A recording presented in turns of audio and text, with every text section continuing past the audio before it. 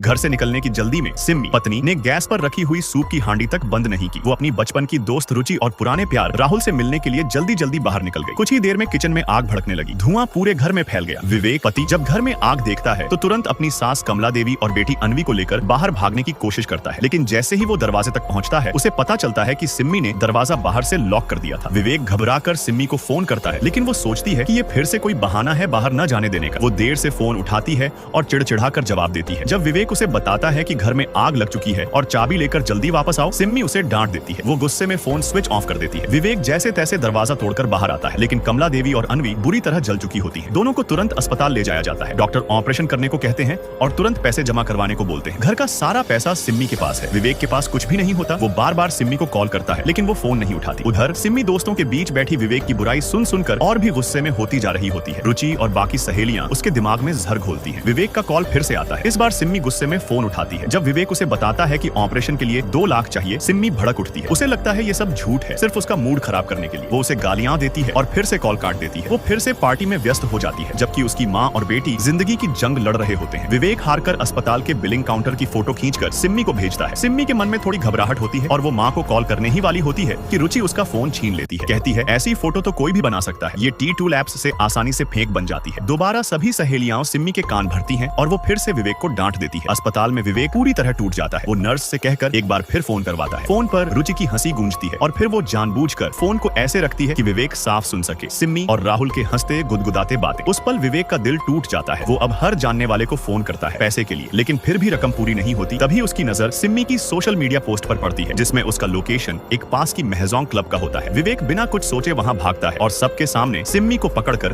गिड़गिड़ाता है, प्लीज माँ और अन्वी को बचा लो, बस थोड़े पैसों की जरूरत है। सिम्मी ठंडी नजरों से देखती है और एक ATM कार्ड उसकी तरफ फेंकते हुए कहती है ये ले, लेकिन इसके बाद मुझे तलाक चाहिए। विवेक मजबूरी में हाँ करता है। सिम्मी भी इस सब को झूठ समझती है और खुद सच्चाई देखने अस्पताल चलती है। अस्पताल के गेट पर पहुंचते ही उनकी मुलाकात विवेक की कजिन नीतू दीदी से होती है। विवेक कुछ कहने की कोशिश करता है, लेकिन टाइम नहीं होता। वो सीधा बिल जमा कराने भागता है। उसी वक्त सिम्मी का फोन वाइब्रेट करता है। बेटी अन्वी का एक अनसेंडेड मैसेज आता है, जो आग लगने से पहले उसने स्मार्ट वॉच से भेजा था, लेकिन बैटरी खत्म होने से नहीं जा पाया था। नीतू दीदी जब वो मैसेज पढ़ती है तो चौंक जाती है। सिम्मी को भी शक होता है, लेकिन रुचि फिर बीच में आती है। ये सब ड्रामा है, तुम्हारा पति आखिरी बार तुमसे पैसा ठगना चाहता है तलाक से पहले। सिम्मी का शक अब गुस्से में बदल जाता है। वो वहीं से बैंक कॉल करके कार्ड ब्लॉक करवा देती है। अंदर विवेक बैंक कार्ड स्वाइप करता है, कार्ड ब्लॉक। उसे पता चलता है कि सिम्मी ने कार्ड फ्रीज करवा दिया। वो दौड़कर बाहर आता है और देखता है कि सिम्मी कार में बैठकर निकल रही है। वहीं नर्स बुरी खबर लाती है, सासू माँ कमला देवी अब नहीं रही। मरने से पहले उन्होंने अपनी सारी जायदाद विवेक के नाम कर दी और कहा मेरी बेटी को एक पैसा मत देना। विवेक आंखों में आंसू लिए सास को